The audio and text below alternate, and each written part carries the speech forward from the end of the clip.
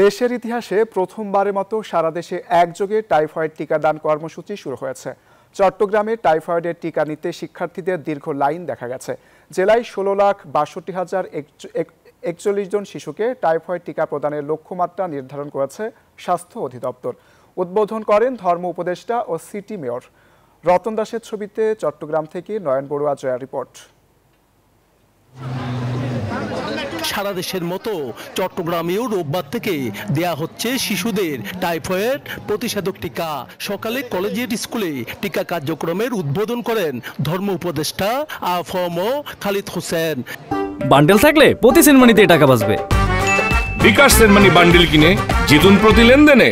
পার্শ্ব প্রতিক্রিয়া সম্পর্কে চিকিৎসকরা যে মন্তব্য করেছেন, এটা বড় ধরনের কোনো পার্শ্ব প্রতিক্রিয়া নাই। হয়তো একটু ব্যথা হয়, গায়ে একটু জ্বর আসে।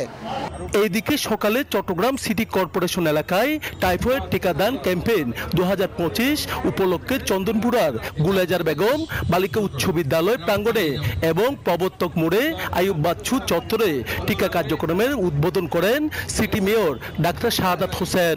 এই টিকাটি অত্যন্ত গুরুত্বপূর্ণ, কারণ টাইফয়েড এমন একটি রোগ, এটা অত্যন্ত ভোগায় এবং বিভিন্ন ধরনের পার্শ্ব প্রতিক্রিয়া হয়ে যায়। টাইফয়েড যারা ভুগেছে এবং অনেকেই আমাদের মধ্যে আমরা যারা টাইফয়েডে ভুগেছিলাম, অনেকেরই কিন্তু বিভিন্ন অ্যাডভার্স রিঅ্যাকশন হয়ে যায়। টাইফয়েড কেবল স্কুল পড়ুয়া নয়, স্কুল বহির্ভূত শিশুদেরও হতে পারে। তাই কমিউনিটি পর্যায়েও টিকাদান চালানোর কথা জানান বিভাগীয় স্বাস্থ্য পরিচালক ও সিভিল সার্জন। চট্টগ্রাম জেলা পটিয়ার মধ্যে আজকে আমরা অননাম্বর অনুষ্ঠানের মাধ্যমে আমরা শুরু করেছি। আজকে আশা করি চট্টগ্রাম জেলায় সকল শিশু টিকা আওতায় চলে আসবে। কোনো টিকার আমাদের ঘাটতি নেই, কোনো শিশুকেও আমরা টিকা থেকে বঞ্চিত করব না। সহজে টাইফয়েডের টিকা পেয়ে খুশি শিক্ষার্থীরা। টাইফয়েড টিকাদান ক্যাম্পিং 2025 সরকারের উদ্যোগটা ভালো হয়েছে। এই টিকার মাধ্যমে এখন আমরা টাইফয়েড থেকে মুক্ত হব।